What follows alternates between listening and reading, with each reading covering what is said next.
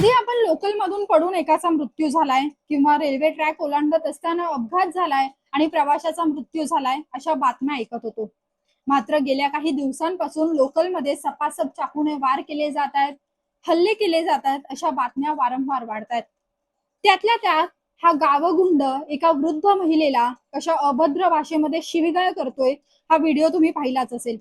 इतकंच नाही तर त्याची मजल इतकी, त्याच्यामध्ये हिंमत इतकी आहे की तो बेल्ट काढून त्या महिलेवरती मारहाण करण्यासाठी उगारतोय. आधी हा व्हिडिओ पहा. हे पाहिल्यानंतर तुमची सुद्धा तळपायाची आग मस्तकात जाईल.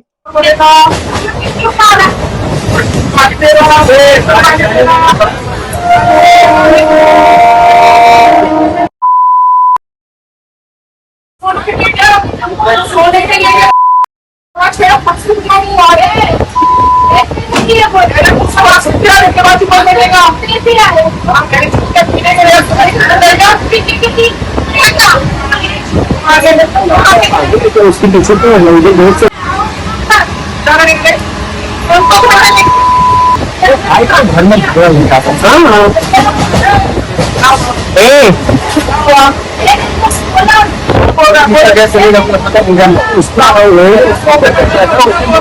था। सीएसएमटी ते गोरेगाव जाणाऱ्या ह्या ट्रेन मधला हा वाद आहे अशी माहिती आहे. ही महिला त्या सीट वरती झोपली होती आणि यातूनच हा वाद झाला होता.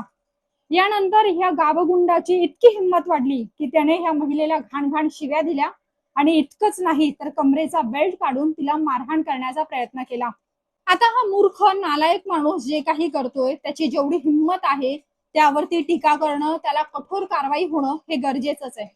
मात्र ही ट्रेन पूर्ण प्रवाशांनी भरलेली होती. तुम्हाला ह्या व्हिडिओमध्ये आजूबाजूला किती प्रवासी बसलेले आहेत आणि तेही धडधाकट माणसं बसलेली आहेत आणि तरी देखील एकही या माणसाला थांबवत नाहीये किंवा ह्या महिलेच्या मदतीसाठी पुढे येत नाहीये. व्हिडिओ काढणारे व्हिडिओ काढत राहिले, काही जण मस्त तमाशा बघत होते. खरंच आपण फुले शाहू आंबेडकरांच्या छत्रपती शिवाजी महाराजांच्याच महाराष्ट्रात राहतोय का हा प्रश्न आता उपस्थित होतोय.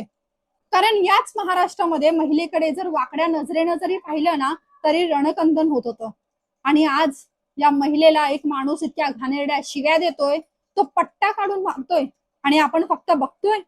पण ही संपूर्ण महाराष्ट्रासाठी ऍज अ आपण समाज म्हणून ही आपल्यासाठी लाजिरवाणी गोष्ट आहे की एका महिलेसोबत अन्याय अत्याचार होतोय आणि आपण फक्त बघ्याची भूमिका घेतोय. स्थानिक रहिवासी किंवा परप्रांतीय यातला हा वाद नाहीये.